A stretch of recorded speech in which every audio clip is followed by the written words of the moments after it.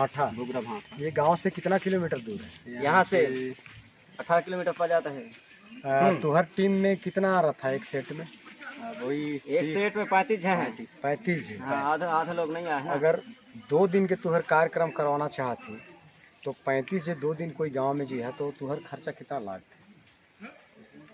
कितना लेता? किराया लम्बा अपन हो जी। नहीं, किराया हम दे, लेकिन तुहर खर्चा मतलब तुमन कितना ले? कितना दूर जाना पड़ गया यहाँ से मैं बतला 150 किलोमीटर। 150 किलोमीटर है। मैं भी जाऊँगा साथ।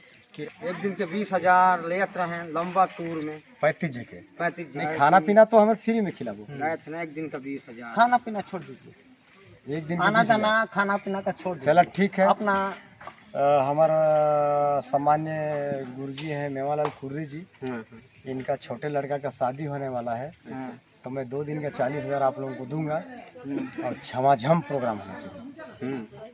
डौकी वाला नाच नाच था कि नहीं? ये अपना है, यही घर से जाएंगे। अब जैसे नचवाइए। नहीं, डौकी वाला नाच था कि नहीं? सहनाई वाला नहीं है का भाई? सहनाई वाला नहीं है। डौकी ये सहनाई तुहर नाम का है?